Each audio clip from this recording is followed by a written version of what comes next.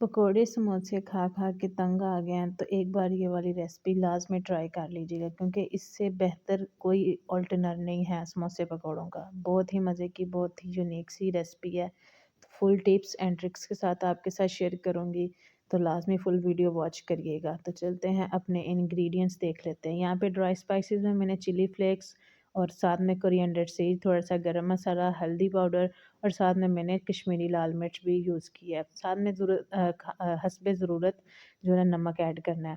एक आलू को और थोड़ा-सा चिकन मैंने पैन के अंदर डाल के ये सारे मसाले अंदर डाल के 2 कप पानी के डाल के और साथ इसको चूल्हे के ऊपर चढ़ा दिया। ये अब बॉयल हो जाएगा अच्छे से, ना तो पैन ख़राब होगा और मसाले भी इसके अंदर अच्छ बस जाएँगे।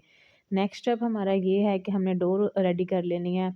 तो यहाँ पे मैंने चुटकी अजवाइन और चुटकी ज़ीरा, साथ ही थोड़ा-सा नमक और अपने जो मैदा है वो उसको डाल लिया है बर्तन के अंदर और साथ मैंने इसमें 4 चम्मच ऑयल के ऐड कर दिए हैं। अगर घी यूज़ कर रहे हैं तो 2 चम्मच काफ़ी होंगे। तो यहाँ पे अच्छे से इसको मिक्स कर लेना है। मिक्स करके जब इसकी मुट्ठी बनना शुरू हो जाएगी फिर आपने पानी ऐड करना है, अदरवाइज़ तब तक आपने पानी ऐड नहीं करना। अच्छे से इसको गूँध लेना है आपने पानी ऐड करके और इसको बहुत ज़्यादा पतला नहीं रखना और ना ही बहुत ज़्यादा इसको हार्ड करना है। जैसे हम नॉर्मल रूटीन में आटा गूँधते हैं घर में, उसी तरह इसको हमने गूँधना है, बहुत ज़्यादा हार्ड नहीं करना है इसको। अब यहाँ पे इसको गूँध के ऊपर ऑयल लगा के 10 मिनट का रेस्ट देना है। यहाँ पे हमारे आलू और चिकन बॉयल हो चुके हैं, तो अब इसको हम थोड़ा-सा ठंडा करेंगे, फिर इसको मैश कर लेंगे अच्छे से।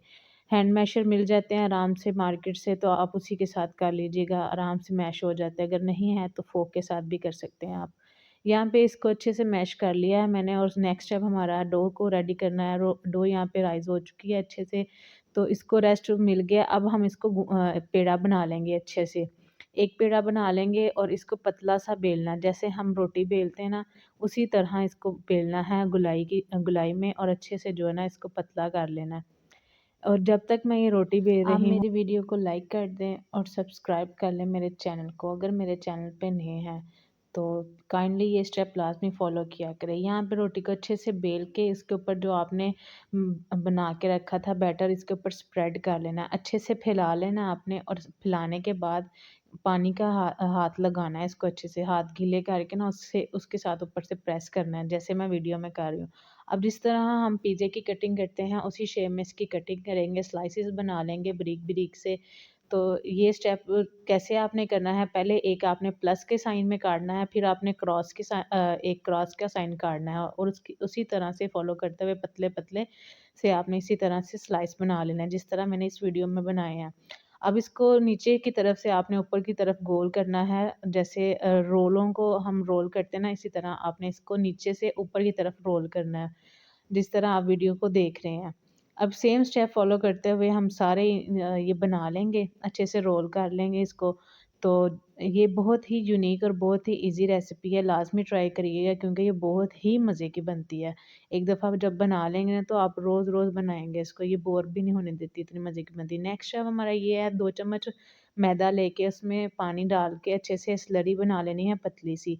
तो इतनी पतली होनी चाहिए कि ये इसके ऊपर लग जाए बैटर के अब इसी तरह इसके अंदर डिप करी जाना है और ऑयल के अंदर फ्राई कर लेना है। ऑयल को आपने लो फ्लेम पर इसको गरम कर लेना है अच्छे से, ताकि ये जो है ना क्रिस्पी बन सके और इसको लो फ्लेम पर ही फ्राई करना है। आपने दम की आंच पे इसको फ्राई करना है, तकरीबन इसको 12 से 13 मिनट लगते हैं और ये बहुत मज़े के क्रिस्पी से तैयार हो जाते हैं। तो अब आपने 5 मिनट एक साइड पर, 5 मिनट दूसरी साइड पर दे के अच्छे से फ्राई कर लेने हैं और बकाया इसको 3-4 मिनट के लिए वैसे आपने अच्छे से फ्राई करना है, ताकि इसका गोल्डन सा कलर आ जाए। ये बहुत ही क्रिस्पी बनते हैं। अब यहाँ पे इसको फ्राई होते हुए तकरीबन यहाँ पे 8 से 10 मिनट हो चुके हैं, तो कितने प्यारे से ये जो ना कलर आ गया है इसके ऊपर। अब इसको अच्छे से इसको गोल्डन कर लेंगे और डिश आउट करेंगे।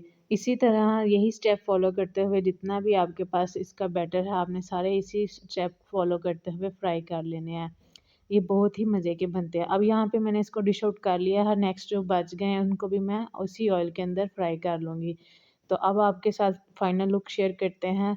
तो ये है फाइनल लुक। कैसी लगी आपको ये झटपट सी रेसिपी? उम्मीद करती हूँ अच्छी लगी होगी। अगर अच्छी लगी हो तो काइंडली लाइक कर दें और सब्सक्राइब कर लें, ताकि आने वाली बहुत ही मज़े-मज़े की वीडियोज़ आप फ़ॉलो कर सकें और एन्जॉय कर सकें।